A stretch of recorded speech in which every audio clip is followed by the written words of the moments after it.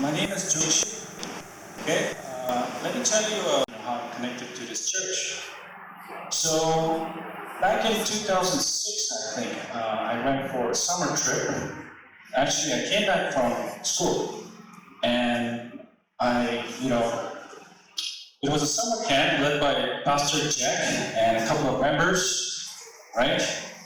And at the first time when my parents, especially my mom, she told me that there's going to be the summer camp, Bible camp, right? And you can change the slide, please. Okay. Yeah. So obviously, you can see summer Bible camp. So I made up my mind that I wouldn't go. So what happened was, I had a dream, and Benny Hinn came to my dream, okay? So basically, he was giving me a plate of rice, and I thought maybe, food cannot be that bad, and, he gave me a plate of rice, so I thought, Benny Hinn is also a very godly person, okay? And so by the way, later in my college days, I had the opportunity to drive down to Benny Hinn's Sunday service. I think it was in San Joaquin Valley in South Orange County in California. So I had the opportunity to go and be a part of his healing ministry. But by the way, I just drove by there. Okay, I attended a service there. So I told my mom next morning, okay, I'm going to go to, the summer camp, Bible summer camp, and off I went. I had experienced Christ, and I met a lot of friends, in the churches, and their family members and all that. I was very fortunate enough for that. So obviously I was born again, right? So what does Spirit of Faith mean to me? So before that, I don't know if you've heard about Pastor Kenny. He is currently the pastor of Life Square Church. So I used to minister with him with his family members when I was there in Bangalore. And I was very fortunate enough to be a part of, I suppose his name is Lit Ching. Okay, he was the guitarist. He was my roommate, and I was so fortunate enough that he was a part of my life, and was a very good influence. As you know, sometimes when you're young, you kind of get carried away with the world. So it's good to have friends, in the church sometimes. By 2008, off I went for college. Okay. So, why Spirit of Faith? Because I'll tell you why. Because I've been in many churches, and I can assure you, this church is definitely one in a million. Personally, I think it's the best church in the whole world. You know why, actually? I'll tell you why. This is the best church where the Word of God is taught very strongly. A church that is very deeply connected with the Word of God and the Spirit of God. I think we should be very blessed to be a part of this church. Okay? Alright, okay, slide. So, as you can see, today my topic is going to be unemployment among youth during the pandemic, right? There's a lot of young people who are losing jobs right now. So, worldwide, okay, there are approximately 1.3 billion young people between the ages of 15 and 24. Okay, that's a lot of people. And young people born between 1990 and 2005 have experienced two major global shocks within the first 15 to 30 years of their lives. Okay. So why two? Because number one, I think if you see the historical timeline, you will see that during the financial crisis in 2007 to 2008. If you do follow the markets, in the stock exchange and stuff, especially in, the Dow exchange, and the New York changed.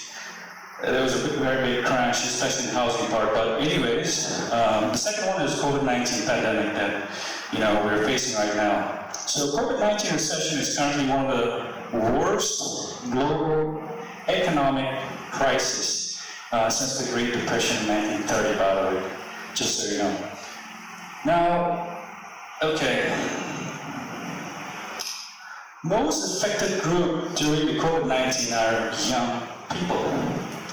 Evidence from the beginning of crisis demonstrates that young people were the group that was mostly affected by the rise of unemployment from February to March.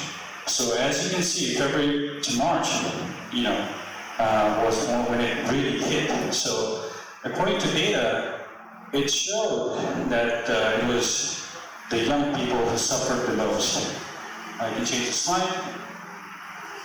Alright, guys, I won't bore you with this, okay? We just have one more slide after this for all the graphs, but just bear with me, okay? So, okay, global markets, labor markets, youth, okay? So, if you can just analyze here, this is the population, right? So that's about 1.3 billion, okay, young people there, and you can, see the differences. So approximately 497 million young people. Okay, why I say 497 is because if you calculate 429 plus 68, so you can see the green part here. This is where I'm going to be focusing on right now. So approximately 497, okay, or let's just put it, so that's about 41% of global youth population are in labor force, okay. Out of this many people, 429 million are employed, 68 million are unemployed but looking and are available for jobs, okay. Now, let's move to the next one. More than 776 million young people, okay, are unemployed and outside the labor force, okay. Why is it 776? Because 735 plus 41 makes 776. It's very basic math, by the way. So they're technically, not in employment, not looking and available for jobs, okay. Guys, so you can see the 41 million, the potential labor force, right here. Okay, so there's a gray area here, right? 41 million.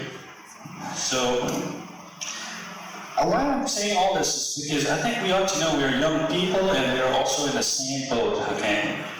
41 million potential labor force are either available for a job but are not looking for one, or they're searching but are currently unavailable for a job, okay? So most of them are pursuing education, volunteering, probably lack of resources and the lack of governmental resources as well, which is very prevalent, and I'll get back to you about that. Therefore, these group of people are actually in for the market, okay? Now, let's move on here to, so there's approximately 35% of young adults.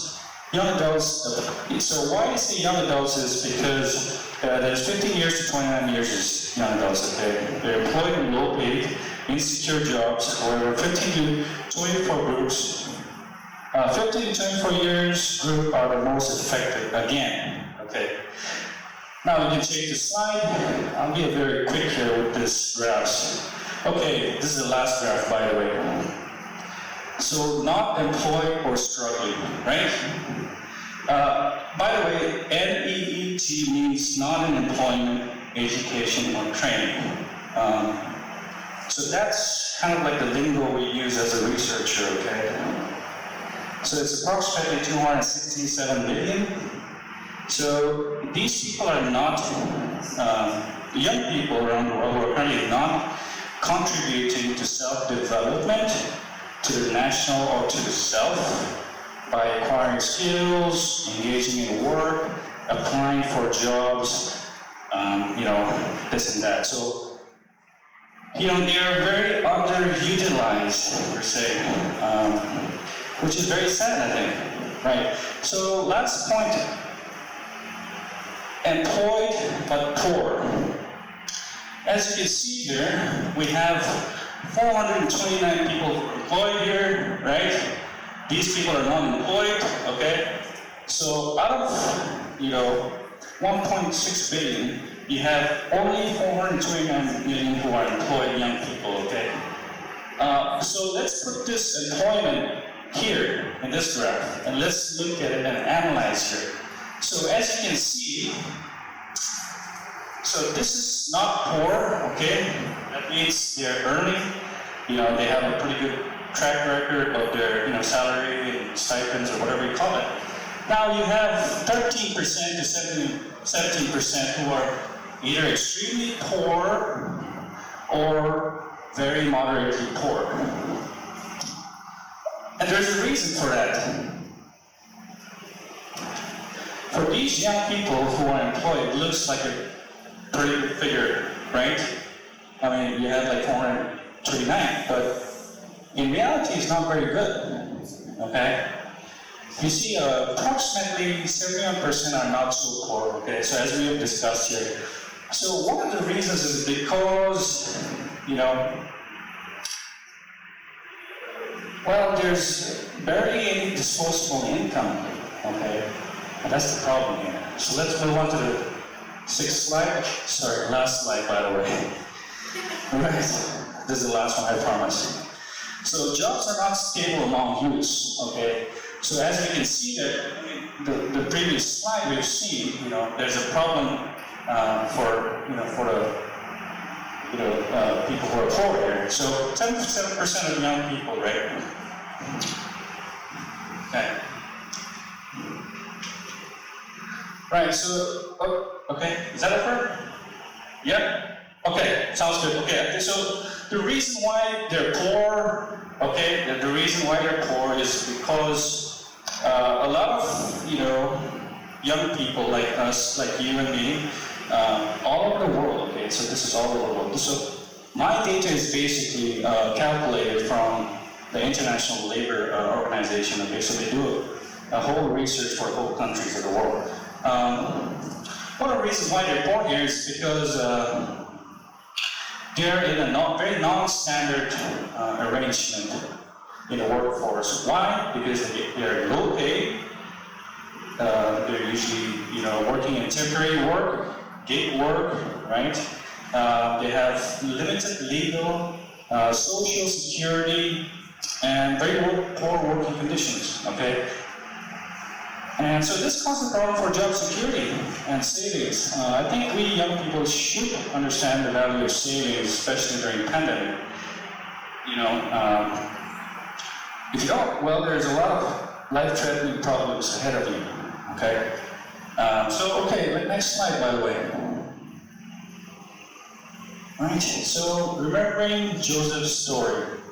After all the cataclysmic and the woes of the world, now I think we need to have some kind of a faith, right? Some kind of a hope. Where do we move forward here? So, Joseph's faith and survival is a story. It is very relevant, okay? It's very relevant to this pandemic. History tells us that pandemics and famines happened many, many, many years ago, especially during the ancient biblical times. We can see that during Joseph's time in Egypt. I'm sure you must have read the book of Genesis, right? Joseph was sold as a slave for 20 shekels. Well, you would say 20 rupees, right? Here, or $20, or whatever you call it, right? I think 20 shekels in Indian money would be, I haven't translated it yet, but it would be a lot, okay? Because slavery was a bustling market during those days. If you look at the historical, the slave narrative, by the way. So Joseph was a slave, he was sold into slavery for 20 shekels of silver in Egypt. Despite his struggles over time as a slave, especially during, the famine was about to come, his faith in God and survival instincts had saved Egypt and the world. So let's look at the verse here. The verse says, Genesis 41, verse 39, okay? It says, and Pharaoh said to his servants, right? Can we find such a one as this, a man in whom? Right? It is the Spirit of God. Okay, by the way, this is King James, New King James Version, okay?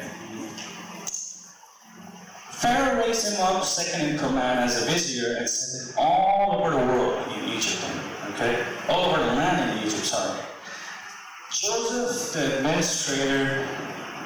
So we're going to talk a little bit about the economics, and the principles of how Joseph used, his talents and gifts during the pandemic, okay? So Joseph, as the administrator, or you would say the vizier as well, or the financier,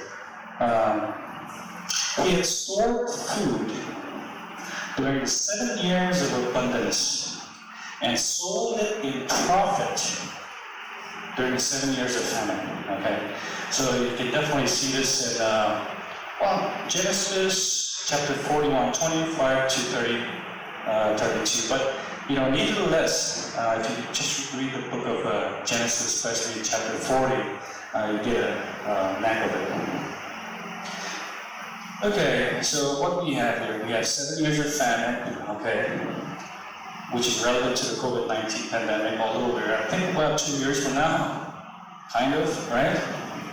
Where we should learn to trust and to be faithful to God in our lives, so that He gives us wisdom and acumen to handle tough situations. I think we're all going through very tough situations, aren't we? So get your game face on, or kick in your survival instincts. I think that's what Joseph did. He called it the faith in survival, okay? There's a reason for that. He had faith in God, and he had the survival mentality so that God can pick him, right? Not many people have that, and you need to actually garner that. So number two, what do we have here? We have 7 years of plenty, right? So 7 years of plenty is in parallel to the good days ahead. So we will see good days ahead, as in the Bible, or as in the past. They say history rhymes. It could rhyme as well, and it will. I believe that. The storage and exchange of food, grain, of money, and land can be parallel with finances, savings, works, wages. So basically, the principles of economics that he used, okay, this is very important. When you invest, you get back in return, okay? So this was the basic principles of economics that he used, okay? Now, what's the takeaway, right? From slavery to economic prosperity? Well, let me tell you this. God will be with you, okay? Even in the worst times, so that you will become like Joseph. And it could be female as well, female version of Joseph, correct? A prosperous and a financially very stable person. Be it in business, vocation, administration, teaching, temporary, daily wages, anything that you do, anything that keeps you moving, God will raise you up, okay? So I think we can certainly learn and prepare for the future from Joseph's life, which is study his character very closely, because there are certain traits that I think led him to what he is, and he was, So I think some of the traits that led him and his people, right, the people of Israel, to prosperity, include honesty, loyalty, the fear of God. So these are important traits in the character that we need to emulate in order for us to have favor in God, okay? We can't just cheat someone, lie to someone, and then expect God's favor. No way, that's not gonna work out. So we can change the slide, please. So as you can see, there's a progression here. Joseph was sold as a slave. Like I said, slave was a very bustling market and the prices were very high. Now you have from slavery to prosperity. So you can see the silos here.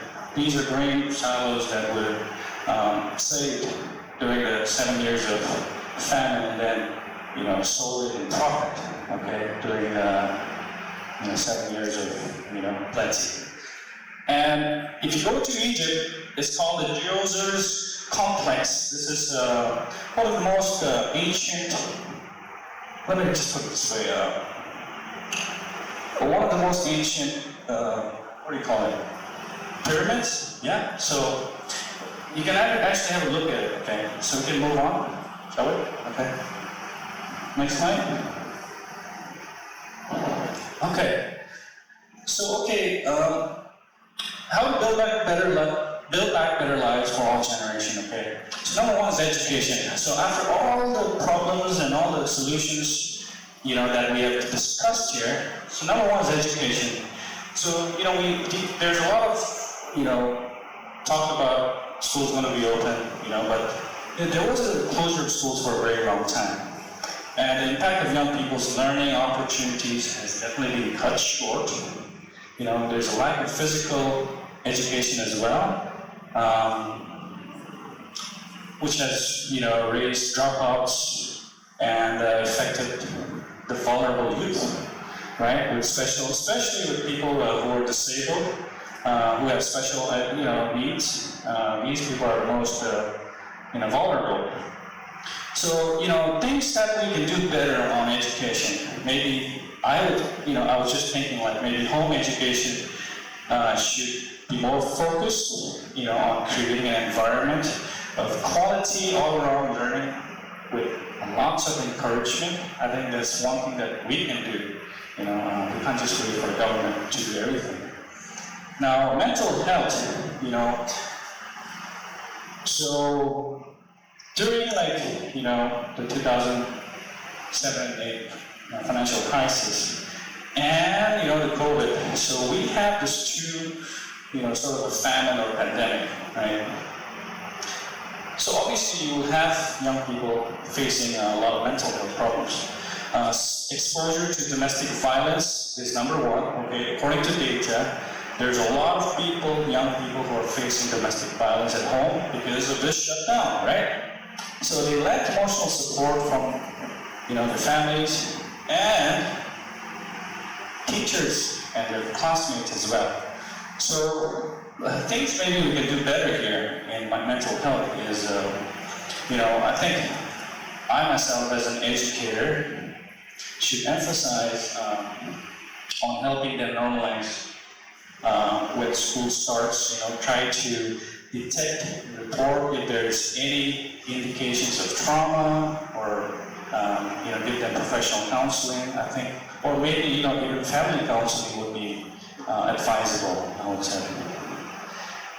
Now, we have social harmony. So evidence points out the rise of racism, xenophobia, and discrimination within the social spectrum of many parts of the world. Therefore, I think we educators, parents, young people, communities, as a church as well, and as your local body, whatever you represent, we should be watchful and show more compassion towards outsiders and people of different origins, and so on and so forth. I think this is very important because everybody's suffering here. We don't want any more, pressure here, right? All right, so we can move on. Government's response. So the question here is how do government respond, okay, in this challenging times? Number one, okay, I'll be very brief here, participation. Okay, policies are meant to generate sufficient, decent jobs, opportunities, okay? Right, policy participation is there, okay. So obviously when, the government has a responsibility to give jobs, not all jobs, but some jobs, right? There needs to be, young people in the decision body making, okay? This is very important because we have the first-hand knowledge, right? So I would encourage young people to join workers' union or workers' organization, and if you don't have one, create one, right? So that I think when there's a unity, they actually hear you out, okay? Why? Because failure to do this, to participate young people in the government and the decision making, will lead to the downfall of the social, economic, and the overall development of the community, especially including young migrants, immigrants, young women, helpless youths, adolescents, children. So these are all part of the package here. Now we have public governance and public diplomacy here. So diplomacy, let me put it this way. The art of diplomacy is trying to get people's attention, okay? Whereas, public governance is in parallel to public diplomacy as well. So it's very hard, when, the government actually didn't do much during the financial crisis, and also, well, you could say this and that, but, okay? Now, focus was that, short-term and long-term strategies, okay? So, yes, short-term and long-term, but I think the government has to see even the pros and the cons, okay, of how to create jobs. And I think the rise of automation and technology in our jobs is also something that we need to be aware of, especially self-driving automation and delivery, public transportation, and especially big companies. If you don't realize, most of them are done by AI technology, and this is something that we need to be aware of. Okay. Okay, now, in Nagaland, this is some of the facts that I found, okay? This is very credible facts, by the way. This is the recent facts. You can see there's 2 million population approximately, okay? But 80,000 are educated too. That's a lot of people, right? Now, there's 1 lakh of government servants, okay? And there's new 15,000 employees who come from different parts of the country and into Nagaland. They're people from Nagaland. So it's already creating a lot of problems for the government, okay, especially for employment as well. And this seems to be a problem here. So I think just go back once.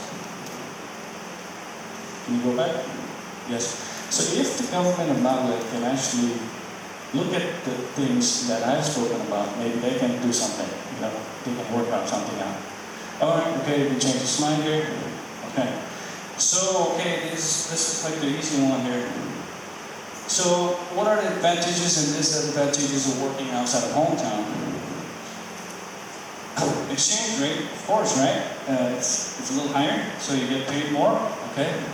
All in dollars, reals, Japanese yen, right? British pound, whatever it is.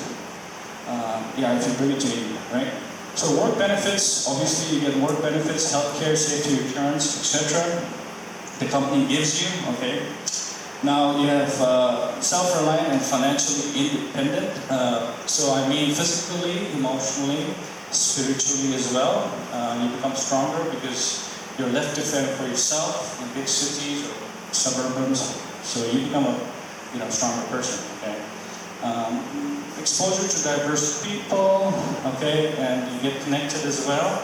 Okay, some of the disadvantages are you're new to the system and culture, okay, so basically you are new to the laws, okay, you can't just drive around just like that. They have certain laws for driving as well, for license, health insurance, all that kind of sort, okay. So some get by quickly, but some don't. And so there's also this cultural etiquettes, cultural norms that different countries have, and if you, misjudge, you might lose your job too. So that's one of the things that if you're new to the system, that becomes a problem. Now you have loneliness, right? Creeps on you from time to time, especially in big cities. People try to squeeze out every hour for their money, right, or for their pay. So obviously, your colleagues are not necessarily your good friend. Okay? They're usually your friends for working, giving you like a pat on the back so that they can earn and work more. And you're still an immigrant, or in legal terms, you would say you're still an alien. Okay, and that's always that. So obviously, less work for international students. Okay. So you get only, so I was there for my experience, okay, I studied in a couple of universities in California, but I could work only 20 hours, okay, per week on campus. So unlike 40 hours for people who are, people who are from, America, and they're, Americans, right? And, the government, you don't get much benefits from the government of the country you're working or studying. Okay, so better luck next time. Slim pickings out there, okay? Right, so okay, we move on. Is employment the only aim to education? I think this is a very good question here.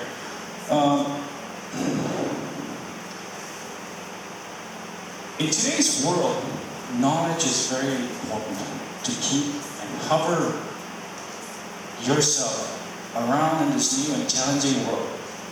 Especially if you want to, go about and maneuver during this crisis, which seems to be overwhelming us. We need to understand, we need to have the knowledge to actually, go about, the loops and hoops, right? If you don't have that, you're going to have a very hard time, okay? Skills, if you cannot afford a university or a college, okay, then apply for a public college. I myself went to a public college at one point when I thought like it was way expensive. I applied for a public college because I just needed a couple of credits to graduate. I'm like, okay, if I'm going to study in university my whole time, my budget says like, okay, well, I cannot afford that, so I need to get credits from the other, public colleges. So I did that. Or you can, do a short-term skill development courses. For example, nurse assistants. So I'm telling you from my college experience, okay, particularly Citrus College. These are things that they offer, and probably in India as well. So nurse assistant, Microsoft Office, personal trainer, real estate, health aid, maintenance, electric and light repair, right? Construction, masonry, coaching, athletic training, and automation, okay? And there's like a list of things that you can, get a short-term skill development courses. So, at the end, I just wanted to point out, okay, by the age of 18 years, okay, most Americans are left to fend for themselves outside their comfort home by working and earning, okay, for themselves. Well, unlike many of us here in Nagaland, I feel our society needs to take up more responsibility and embrace any kind of work, per se, and appreciate the dignity of labor. Other countries are blessed with good government infrastructure for young people to stand on their feet. But I'm sorry to say that here we are a little limited here. So if you want to maneuver, in this pandemic, in this crisis, I would say, your best bet is an all-round education. Okay, this is I think this will be very beneficial to you. All right, okay, I think that's it. Next slide. Yes, you guys have any questions? Please feel free to ask. I'll take a few.